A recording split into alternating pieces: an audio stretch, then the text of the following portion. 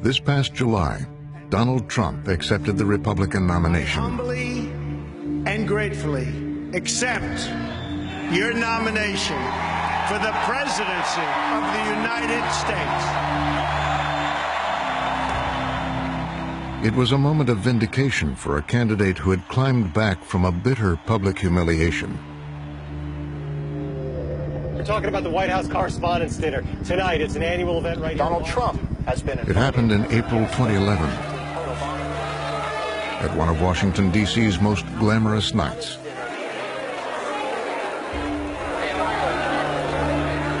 I got to talk to Donald as we were going to our seats, and he was in just such a great mood, and he was very jovial, and people were taking pictures, and it was very exciting that Donald was there. And Trump's invitation to the exclusive gathering came after weeks of attacking President Barack Obama on television.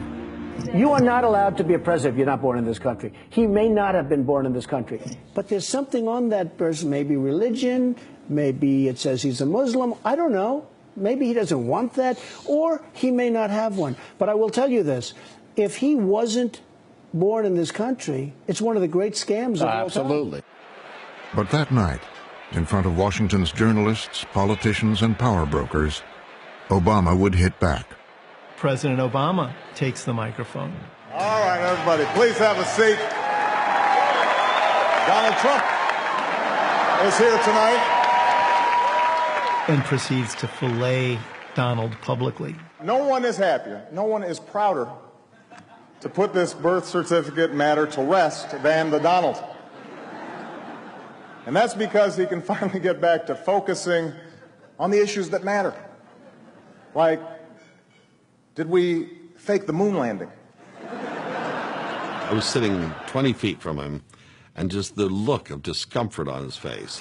What really happened in Roswell? And where are Biggie and Tupac? Donald's face was so incredibly serious. It was so incredibly he just put on a poker face. I was 2 tables away from Trump. The conventional way in Washington of absorbing a joke at the White House Correspondents' Dinner is to keep your chin up and at least pretend to have a sense of humor about it, even if you go cry into your pillow that night. Trump was steaming. His face was all locked in. He was not having a good time. All kidding aside, obviously we all know about your credentials and breadth of experience. For example, no, seriously, just recently in an episode of Celebrity Apprentice at the steakhouse, the men's cooking team did not impress the judges from Omaha Steaks. And there was a lot of blame to go around, but you, Mr. Trump, recognized that the real problem was a lack of leadership. And so ultimately you didn't blame Little John or Meatloaf. You fired Gary Busey. And these are the kind of decisions that would keep me up at night. And he's being treated like a piñata by the President of the United States. And I think he felt humiliated.